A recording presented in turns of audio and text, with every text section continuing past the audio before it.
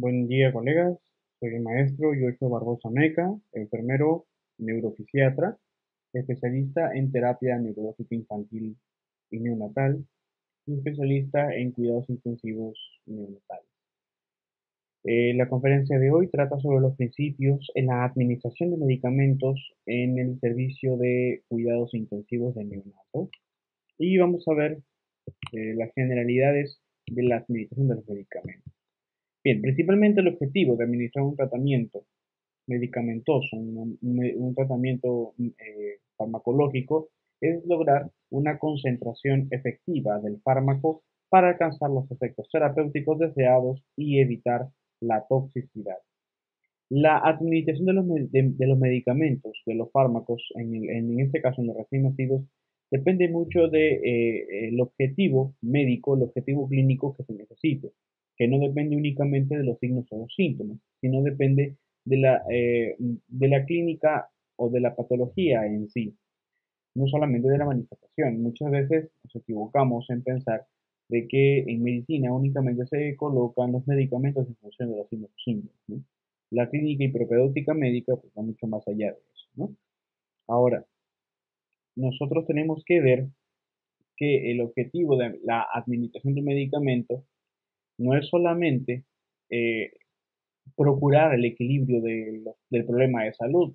En este caso, la administración del medicamento va a estar en función de mejorar la calidad de salud del niño, logrando una concentración efectiva del fármaco para lograr el efecto terapéutico deseado y también evitar la toxicidad, puesto que muchas veces, dependiendo del estado general del niño y la edad gestacional y el peso y la fisiología propia del niño, puede aumentar, ¿no? O sea, exacerbar o verse ineficaz la efectividad o la biotransformación o biodisponibilidad del fármaco y por ende su acción terapéutica. Tenemos que tener en cuenta que durante la primera semana de vida extrauterina se utiliza el peso al nacer para la dosificación del niño, en este caso para la dosificación de las concentraciones del fármaco, debido a que las fluctuaciones del peso del niño se deben principalmente a los cambios en los compartimentos de líquidos corporales, no esencialmente a la disminución o al aumento de la masa corporal en el niño. Por eso que no hay aumento de masa corporal ni tampoco hay disminución. Lo que sí hay es la alteración del equilibrio de los líquidos, ¿no? Del equilibrio hídrico en el niño, puesto que recordemos que cuando el niño nace, hay mayor cantidad de líquido extracelular respecto al líquido intracelular, ¿no? Y después es donde empieza a llevarse el equilibrio, a regularse, y ascienden las concentraciones de líquido intracelular, mejorando el peso y ganando masa muscular, ¿no? Eso le llamamos un proceso de hipertrofia, ¿no? Pasada la primera semana, entonces. Entonces, durante la primera semana de vida extrauterina, se tiene como referencia el peso al nacer. Por eso es importante que en enfermería se vea el peso al nacer, puesto que la primera semana la principal referencia para la dosificación de los fármacos es el peso del niño al nacer. Pasada la primera semana, la dosis ya se calcula con el peso actual, con el peso diario que se le da, preferiblemente el peso de la mañana. El primer peso eh, que con todas las normas que se establecen para pesar al niño, ¿no? Como tiene que estar desnudo, la balanza calibrada, el niño relajado, etcétera, ¿no? Para evitar sesgos y evitar errores en la antropometría del niño, ¿no? Pasada la primera semana, entonces, la dosis ya se calcula con el peso diario, con el peso actual. No se puede calcular la dosificación con el peso anterior, puesto que ya es menos el peso, ¿no? Ya los líquidos están entrando en equilibrio, el niño pierde líquidos, ¿no? Pierde líquidos por los cuatro medios de forma como perder líquidos del cuerpo, y por ende la dosis tiene que recalcularse con el peso del día. Muchos servicios lo que hacen es medir siempre la mañana el peso y con este peso se quedan durante todo el día, ¿no? Bien, ¿cómo es que un fármaco ingresa y sale del cuerpo y asimismo ejerce su efecto terapéutico? Mediante cuatro formas, ¿no? Mediante principalmente la absorción, que es la transferencia del fármaco desde el lugar de administración hasta la circulación, es decir, por los diferentes medios en cuales nosotros administramos el fármaco, y esa concentración que es elevada se llega hacia la circulación. Ese proceso se conoce como absorción. Desde el lugar donde nosotros colocamos el fármaco, mediante el método que hayamos colocado, hasta que llega a la circulación, ¿no? Normalmente se ve afectada por la vía de administración, porque va a depender de la vía de administración para la velocidad de infusión o para el efecto terapéutico en un tiempo determinado. Depende también del grado de ionización molecular, es decir, del compuesto químico del cual está compuesto, valga la redundancia, este fármaco. El peso molecular del compuesto químico, la solubilidad lipídica, es decir, la afinidad del fármaco a ser fijada a los lípidos, que son las grasas, y el transporte activo, ¿no? El transporte activo del fármaco, que es el porcentaje que queda activo del fármaco en la circulación, ¿no? Las vías más comunes de administración respecto a la absorción, es decir, a la transferencia del fármaco hacia la circulación, son la vía intravenosa, IV, recordemos que la IV, para los alumnos que no recuerden, IV significa intravenosa, es la vía en donde el fármaco pasa directamente al torrente sanguíneo. Recordemos que la principal vía de transformación de los fármacos es el hígado, no es la principal vía de transformación.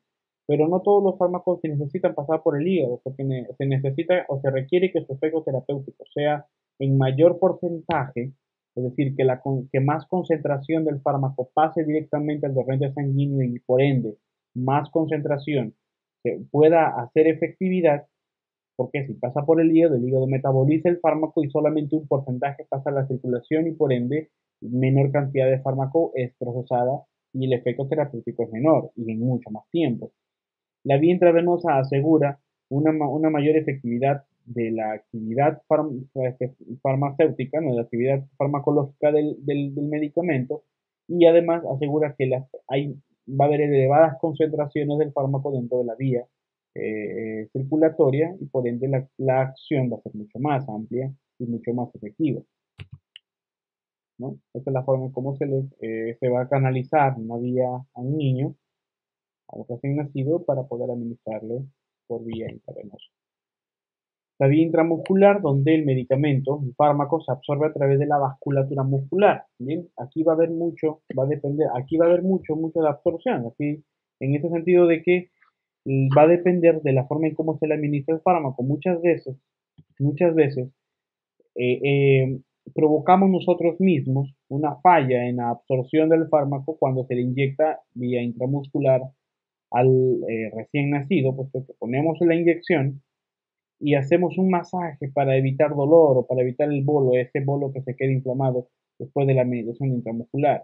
Es un grave error que nosotros cometemos, que no se debería suceder. ¿Por qué?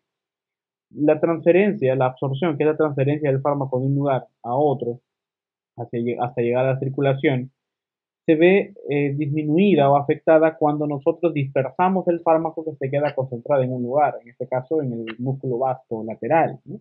La cadera. Si nosotros dispersamos el fármaco, la absorción va a ser menor, puesto que hay menor concentración, ¿no? Eso también se le llama distribución. Vamos a verlo luego. Cuando el fármaco está en menor concentración en un lugar, la absorción va a ser menor porque no hay más fuerza, no hay fuerza de ingreso, no hay fuerza de difusión para que la concentración del fármaco ingrese a las vías circulatorias a través de la vasculatura muscular. Entonces hay que tener cuidado que se recomienda cuando la administración es por vía intramuscular, no masajear, no hacer una fricción, porque no es necesario, al contrario, es mejor que el fármaco se quede aquí para que haya mayor absorción, puesto que la concentración del fármaco se encuentra en el músculo vasto lateral, porque ahí está menos disperso, ¿no? Entonces, no masajear. La vía enteral es la forma de administración del fármaco en donde el fármaco se absorbe a través del tracto digestivo, ¿no? Es decir, los intestinos. Puede ser colocada por vía nasogástrica, vía urogástrica o vía yeyunal directamente, ¿no? Es decir, se va a colocar el fármaco vía oral, ¿no? O nasogástrica, pero la idea es de que el fármaco se absorba en el tracto digestivo. Esta vía enteral es afectada por el retardo en el vaciamiento gástrico, afectada por el pH gastrointestinal, por reflujo gastroesofágico, por actividad de la enzima pancreática, por actividad de la función biliar o por defecto en la absorción de grasas, ¿no? Esta es una forma de la administración enteral, directamente nasogástrica, o puede ser también yeyunal. La administración tópica, ¿no? Se pretende que se absorba el fármaco a través de la piel, muy poco frecuente en niños, ¿no? Normalmente en los prematuros no se va a permitir la absorción tópica, ¿no? Puede ser tóxica, ¿no? Y provocar lesiones en la piel. Bien, y la vía subcutánea, la introducción de medicamentos en la vía subcutánea. Bueno, aquí estamos viendo una inyección intradérmica que no coloqué, no he considerado dentro de estas vías, ¿no? Porque no está prescrito como tratamiento farmacológico, sino, por ejemplo, en este caso preventorio, en las inyecciones dentro del calendario de vacunación, ¿no? En este caso, por ejemplo, intradérmica de la vacuna de la BCG, ¿no? Bien. La distribución es otra forma en cómo el medicamento va a actuar en el cuerpo. La distribución es la transformación de un fármaco de un compartimento de alta concentración a un compartimento de baja concentración para alcanzar el equilibrio. Una vez que el fármaco ha sido administrado y empieza el proceso de absorción, empieza también el proceso de distribución, que es el paso de un lugar de elevada concentración, en este caso, como les dije, por ejemplo, en la vía intramuscular, donde el fármaco se encuentra altamente concentrado, menos disperso, en un sitio donde se inyectó, y poco a poco va siendo absorbido hasta llegar al torrente sanguíneo. Este proceso se llama absorción, y el proceso de paso de un lugar, en este caso de la concentración del músculo vasto lateral hacia el torrente sanguíneo, se conoce como distribución. Esta distribución se expresa en porcentajes de fijación. En el momento en el cual el, el medicamento, ¿no? El fármaco está pasando de un lugar a otro y llega a la circulación, porque ese es el objetivo, que llegue a la circulación, parte de los medicamentos van a ser fijadas a la circulación, van a ir a la sangre y otras van a ser fijadas a las proteínas que se encuentran dentro del lavado sanguíneo. Los fármacos compiten por los componentes sanguíneos para fijarse a las proteínas y parte de estos fármacos que se unen a las proteínas se conocen como porcentajes de fijación. Los fármacos, la parte o la concentración o el porcentaje de fármacos que no se unen a las proteínas se conocen como fármacos activos, ¿no? O sea, ¿no? Parte de fármacos activos, ¿no? Entonces, por ejemplo, el porcentaje de fijación, la furosemida y la indometacina tienen un 95% de fijación, quiere decir que el 95% del fármaco se une a a la proteína y el 5% queda libre, ¿no? Actuando solamente el 5%. Pero la ampicilina no, la ampicilina tiene un 10%, es decir, significa que 10% se unen a proteínas y el 90% del fármaco actúa. Es por eso que se tiene que colocar bajas dosis de ampicilina, ¿no? Y así va la dexametasona, la gentamicina, la aminoxidilina, los digitales, ¿no? Los factores que disminuyen la capacidad de fijación, por ejemplo, la sangre y derivados y la bilirrubina, compiten por los mismos lugares de fijación de la proteína en el plasma, por lo que aumenta el porcentaje del fármaco libre, ¿no? ¿Por qué? Porque hay los mismos factores provocan de que se unan a las proteínas dejándolas al fármaco con menos proteínas para unirse y por ende aumentan la concentración del fármaco libre, ¿no? Fármaco activo. Recordemos además que en los niños prematuros de por sí tienen disminuida la concentración de proteína plasmática y esa poca concentración de proteína tiene poca afinidad por los fármacos, ¿no? Entonces hay menos cantidad de proteínas que se unen a los fármacos y por ende mayores cantidades de fármaco libre, ¿no? Fármaco activo y que puede provocar o lleva al niño a ser vulnerable a mayor toxicidad, puesto que hay mayor cantidad de fármaco que los efectos terapéuticos, ¿no? Los factores que alteran la distribución, la irrigación sanguínea de los órganos, ¿no? Puesto que a menor perfusión, mayor concentración del fármaco en los lugares, en los compartimentos intersticiales, y por ende menor actividad del fármaco dentro del cuerpo y se va a ver deficiente, ¿no? O ineficaz la actividad farmacológica del medicamento.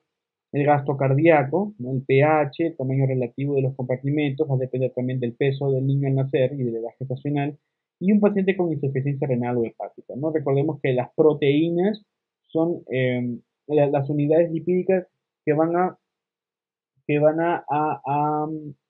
disculpen, unidades lipídicas, ¿qué dije? Las proteínas serían las unidades que van a permitir que el fármaco llegue a la circulación, ¿no? O actúe con menos porcentaje o menos concentración respecto a la administrada. Si hay insuficiencia renal, va a haber mayores cantidades de fármaco, de proteínas en el espacio intersticial. Y si hay insuficiencia hepática, va a haber menos cantidad de proteínas. Ahora, si un paciente con insuficiencia renal que tiene proteínas, pero se encuentra en el espacio intersticial, significa que las proteínas en sangre van a ser menos y el fármaco va a actuar de manera exacerbada. A diferencia de bueno, y lo mismo sucedería con la insuficiencia hepática, ¿no? Menos cantidad de proteínas o proteínas inactivas van a hacer que la concentración del fármaco libre o fármaco activo aumente y por ende se va a exacerbar en la actividad farmacológica en el cuerpo del niño, mucho más en un niño que tiene menos superficie total. Bien, y finalmente la eliminación, que significaría la expulsión del fármaco, ya sea tal igual en la concentración como ingresó o en menor concentración, dependiendo de la fisiología del niño. Y esta eliminación sucede por dos fases, ¿no? Por el metabolismo, que es la biotransformación en el hígado, que es decir, la transformación del fármaco desde su principio activo a un producto, a un resultado, solamente con partes o con restos del fármaco, puesto que el principio activo se quedó en el cuerpo, y esto es afectado por la reacción metabólica lenta, es decir, el hígado no metaboliza el medicamento y lo transfiere a la circulación tal y como está, exacerbando nuevamente el efecto terapéutico o por inmadurez hepática, ¿no? La misma situación. El hígado no procesa el medicamento y lo envía a la circulación tal y como está. Y la excreción, que es la depuración por la vía renal, puede verse afectada por insuficiencia renal. No hay depuración y el fármaco se devuelve a la circulación en las mismas concentraciones y por ende el efecto terapéutico continúa y puede provocar daños, daños en el cuerpo, ¿no? Bien, entonces eh, espero que les haya gustado esta pequeña conferencia. Recuerden realizar los talleres y espero sus comentarios. Muchísimas gracias. Se despide el maestro Joshua Barbosa Meca, neurofisiatra, enfermero, especialista en terapia neurológica infantil y neonatal. Muchísimas gracias y Dios los bendiga.